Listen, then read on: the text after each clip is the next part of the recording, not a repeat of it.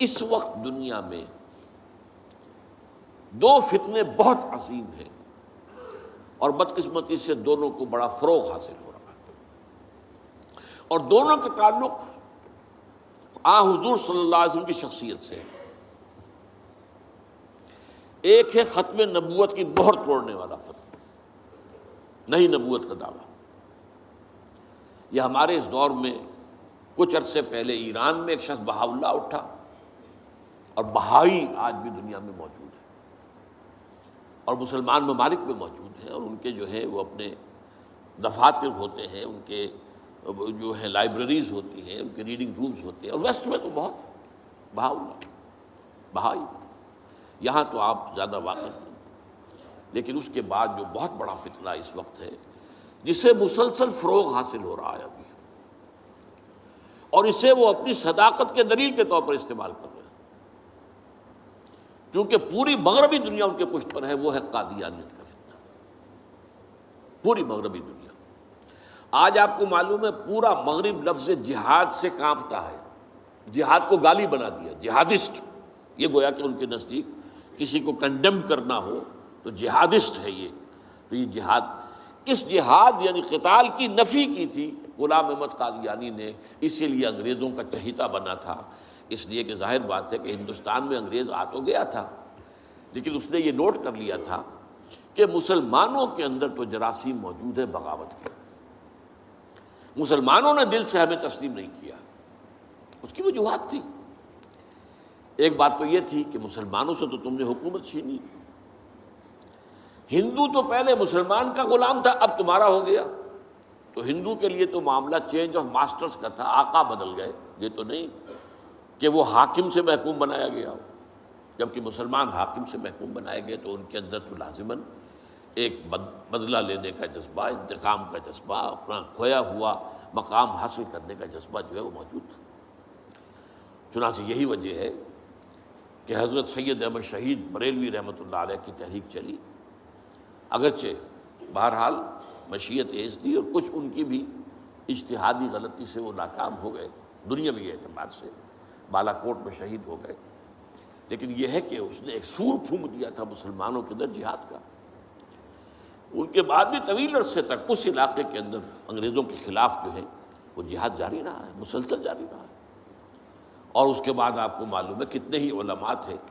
جو پھانسی چڑھائے گئے ہیں، جن کو جو ہے کالا پانی بھیجا گیا ہے کہ علماء نے اس کو جو ہے دارالحرب قرار دے دیا، اور دارالحرب کے اندر رہتے ہوئے مسلمان کے لیے فرض ہوتا ہے کہ وہ اس دارالحرب کو جو دارالاسلام بنانے کی جد و جہد کرے۔ یہی وجہ ہے کہ 20ویں صدی کے آغاز تک بھی ہمیں سراغ ملتا ہے وہ ریشمی رومال کی تحریک۔ میرے نزدیک جو 14ویں صدی ہجری کے جو مجدد تھے حضرت شیخ الہند رحمۃ اللہ علیہ اسیر مالٹا، ان کی ریشمی رومال تحریک جو تھی وہ یہی تھی،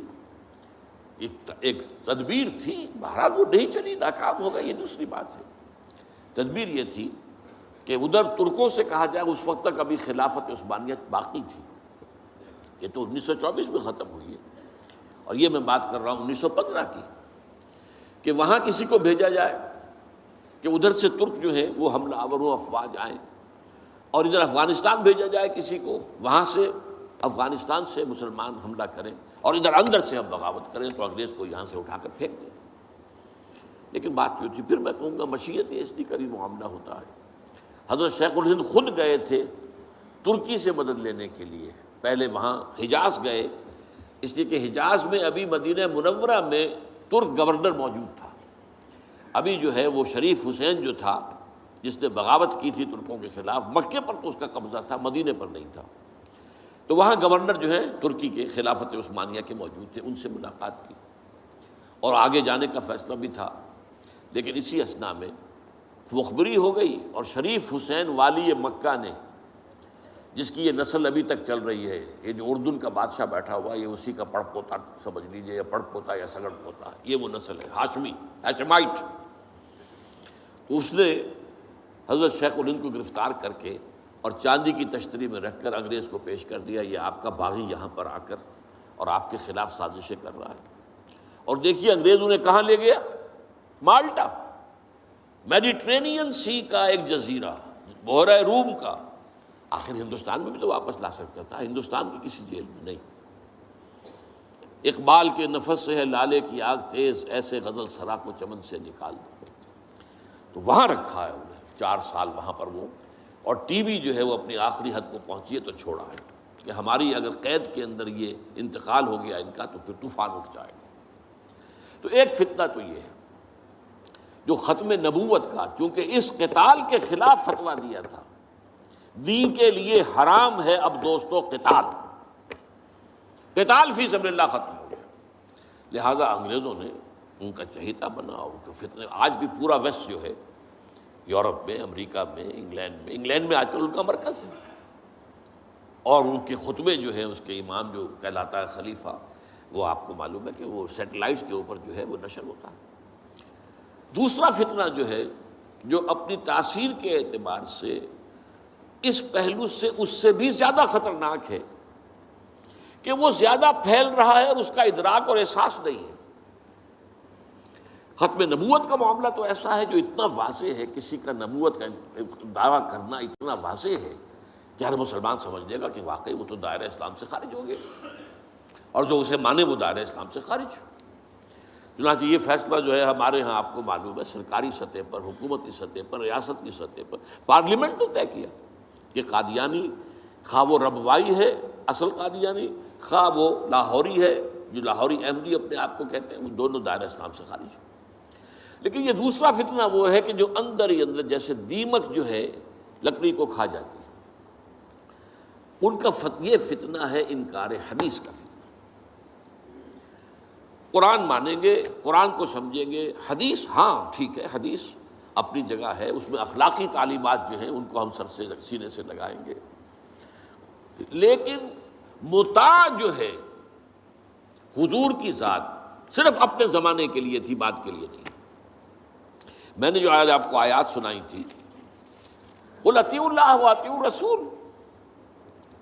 اے نبی کہہ دیجئے اطاعت کرو اللہ کی اور اطاعت کرو رسول کی صلی اللہ علیہ وسلم۔ فَإِن تَوَلَّوْا، پھر اے نبی اگر یہ پیٹھ موڑ لے، فَإِنَّمَا عَلَيْهِ مَا حُمِّلَ وَعَلَيْكُمْ مَا حُمِّلْتُمْ، تو ان سے کہہ دیجئے، انہیں یہ بات بتا دیجئے کہ جو ذمہ داری ہم نے ڈالی اپنے رسول پر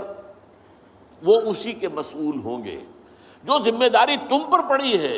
اس کے مسئول تم ہوگے۔ وَإِن تُطِيعُوهُ تَهْتَدُوا، اور اگر تم ان کی اطاعت کرو گے تبھی تم ہدایت پر ہوگے۔ دوسرا سورۃ تغابن کی آیت میں نے آپ کو سنائی تھی، وَأَطِيعُوا اللَّهَ وَأَطِيعُوا الرَّسُولَ فَإِن تَوَلَّيْتُمْ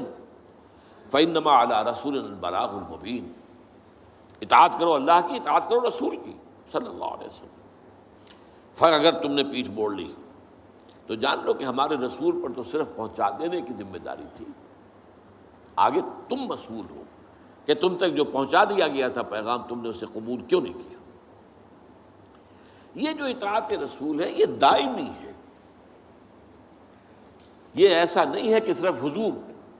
اس کے لیے الفاظ استعمال کر دیتے ہیں۔ وہ مرکز ملت اپنے دور میں اپنے زمانے میں مرکز ملت تھے محمد صلی اللہ علیہ وسلم، لہٰذا امیر جماعت کی حیثیت سے، امیر ملت کی حیثیت سے ان کا حکم مانا جانا ضروری تھا۔ لیکن آئندہ تو جو بھی امیر ہوگا، جو بھی مرکز ملت ہوگا، جو بھی حکومت بنے گی، جو بھی مسلمانوں میں حاکم ہوگا، ان کی اطاعت فرض ہے۔ اور یہ فتنہ اس تیزی سے پھیلا ہے، اس تیزی سے پھیلا ہے، اس لیے کہ شریعت کی بہت سی پابندیاں ان لوگوں نے اسی حوالے سے حدیث کو اٹھا کر پھینک دیا۔ پردہ کوئی شے نہیں ہے، کوئی خاص شے نہیں ہے، پردہ جو ہے یہ تو ایک خاص دور کا کلچر تھا بس۔ اب قرآن مجید کی آیات کی جو ہے وہ غلط تعویلیں کر رہے ہیں، ترجمے غلط کر رہے ہیں۔ اب عام آدمی جو ہے، عام جدید تعلیم یافتہ آدمی جو ہے اسے کہاں عربی کا پتہ ہے،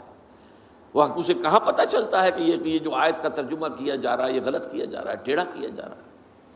یہی آیات کے ترجمے میں تحریف قادیانیوں نے کی ہے۔ ان کا ایک عام مبلغ اور ان کے زیر اثر کوئی شخص آئے آپ سے بات کرے، آپ ہکا بکا رہ جائیں گے، وہ آیتوں پر آیتیں پیش کرے گا لیکن ترجمے اس کے غلط کر رہے ہیں۔ آخر وہی آیتیں ہیں جو 1400 برس تھے مسلمان جو ہیں صحابہ سے لے کر اور ہمارے دور تک علماء پڑھتے آئے ہیں، ان کا ترجمہ انہوں نے کیا۔ تو یہاں پر بھی یہ ہے کہ وہ تعویلیں غلط کرتے ہیں، اور ایسی ایسی تعویلیں کہ ذرا سے بھی عقل اگر ہوتا کیا ہے، انسان کی مت ماری جاتی ہے۔ کسی خاص معاملے میں آپ کسی شخص سے متاثر ہو گئے، اب اس کی ہر بات آپ قبول کرتے جائیں گے، اس پر جو ہے تنقیدی نگاہ نہیں ڈالیں گے، یہ کمزوری ہے۔ چنانچہ ایسی ایسی تعویلیں بھی ہیں کہ یہ قرآن مجید میں جو آیا ہے کہ چور مرد ہو یا عورت ہو ہاتھ کاٹ دیے جائیں، اس کا مطلب ہاتھ کاٹنا نہیں ہے، تو مولویوں نے خامخواہ غلط بات سمجھی ہے، تو بڑا وحشیانہ فعل ہے۔ اس کا مطلب یہ ہے ہاتھ کاٹ دو، جیسے کہ کبھی والدین کہتے ہیں اپنے بیٹے، بیٹے تم نے تو ہمارے ہاتھ کاٹ دیے، یعنی کوئی معاملہ ایسا ہے کہ تم نے ایسی بات کر دی ہے کہ اب ہمارے پاس کچھ نہیں رہا، کوئی چارہ کاری نہیں، تو گویا کہ تم نے ہمارے ہاتھ کاٹ دیے۔ تو ایسا معاشرہ پیدا کر دو کہ چوری کی ضرورت ہی نہ ہو، بس یہ ہے ہاتھ کاٹ دینا، معاذ اللہ۔ حالانکہ قرآن مجید اس کے بعد کہتا ہے جزاء لما کسبا نکالا من اللہ، یہ جو سزا ہے اللہ کی طرف سے اور ان کے کیے کا کرتوت کا بدلہ ہے، یہ بات کہی جا رہی ہے۔ تو یہ جو ہے ایسا نظام قائم کر دینا، یہ کوئی سزا ہے، یہ کوئی عبرت کی بات ہے، یہ تو بہت اچھی بات ہے۔ لیکن یہ کہ وہ لوگ جو پرویز غلام احمد پرویز، عجیب بات یہ ہے کہ پنجاب نے یہ دو غلام احمد پیدا کیے، غلام احمد قادیانی، غلام احمد پرویز، ایک نے مہر ختم نبوت کو توڑا اور ایک نے حدیث کے بارے میں اور مستقل طور پر سنت رسول کو شریعت کے بنیاد ہونے کی حیثیت سے چیلنج کر دیا۔ اور یہ فتنہ میں آپ سے عرض کر رہا ہوں، آج چونکہ جیسے قادیانیوں کو پوری مغرب کی سپورٹ ہے، ایسے اس فتنے کو بھی، کیونکہ وہ کلیش آف سویلائزیشن میں اسلامی تہذیب کو ختم کرنے کے درپے ہو گئے ہیں، اور اسلامی تہذیب کا اور شریعت کا دار و مدار اکثر و بیشتر تو حدیث پر ہے، سنت پر ہے،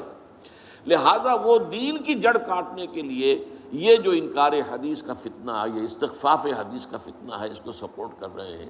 اور رینڈ کارپوریشن کی جو سفارشات ہیں ان میں شامل تھا یہ کہ ایسے ماڈرنسٹ کہ جو اسلام کی ایسی تعبیریں کریں جو ہماری تہذیب کے ساتھ مماثل ہو جائیں، تو ان کو سپورٹ کیا جائے اور انہیں خاص طور پر الیکٹرانک میڈیا پر انہیں ایکسپوجر دیا جائے، اور آج یہ ہو رہا ہے پاکستان میں بڑے پیمانے پر۔ تو یہ جو ہے اس اعتبار سے آج زیادہ ضرورت ہے کہ ہم حدیث نبوی کا مطالعہ کریں، تاکہ اس کی عظمت جو ہے وہ ہمارے دلوں میں جاگزیں ہو جائے، اور حضور صلی اللہ علیہ وسلم کے ساتھ ایک محبت کا اشتوا جو ہے رشتہ مضبوط ہو جائے۔